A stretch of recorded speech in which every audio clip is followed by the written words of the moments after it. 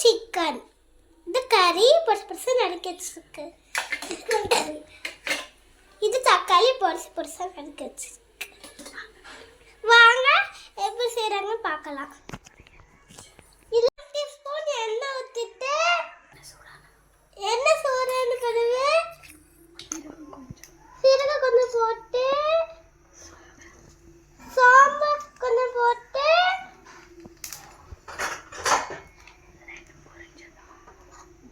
அடுத்து வெங்காயமும் கருவேப்பிலையும் போட்டு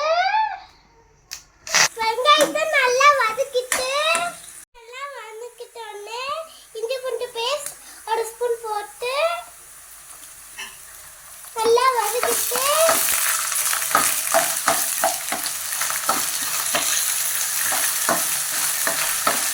நல்லா வதங்கினோடனே தக்காளி போட்டுக்கணும். அது நல்லா வதக்கணும். தக்காளி நல்லா மசிய வரைக்கும் வதக்கணும். நல்லா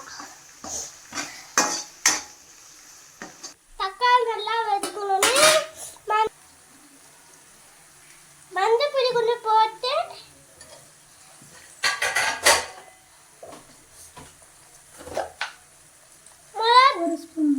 ஒரு ஸ்பூன் மிளகாய் பொடி போட்டு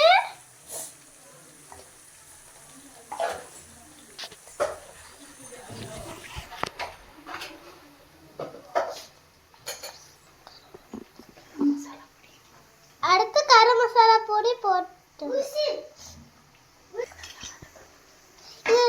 எல்லாத்தையும் போட்டு நல்லா வதக்கணும். கறி போட்டுடணும். நறுக்கி வச்ச கறியெல்லாம் போட்டுடணும்.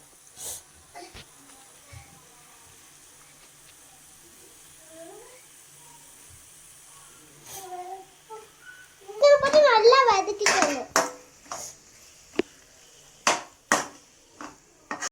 உப்பு போடணும்.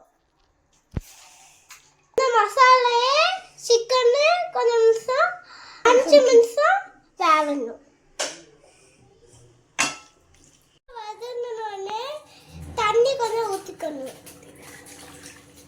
மூடி போட்டு மூடி வச்சிடணும்.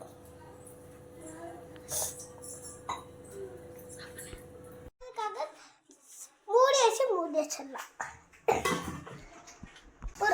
ஒரு பவுல்ல 2 முட்டையை உடைச்சு ஊற்றிக்கணும். உப்பு போட்டுக்கணும். அடுத்து கொஞ்சம் மிளகாய் பொடி போட்டுக்கணும். எல்லாத்தையும் நல்லா கலக்கிக்கணும். எண்ணெய் பிரிஞ்சு நல்லா வெந்தரிச்சு அடுப்பை ஆஃப் பண்ணணும்.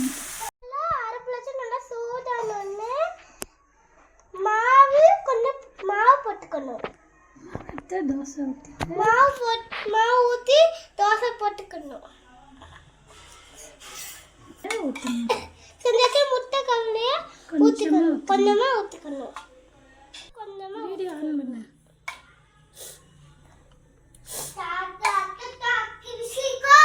செஞ்சு வச்ச மசாலா கொஞ்சம் எடுத்து தோசை மேல போட்டுக்கணும். தோசை நல்லா இந்த செஞ்சு வச்ச மசாலா போட்டு நல்லா கருப்பி வச்சுக்கணும். நல்லா வச்சதுக்கு அப்புறம் கொஞ்சம் எண்ணெய் ஊற்றிக்கணும். சுற்றி வெந்தோடனே திருப்பி போட்டுக்கணும்.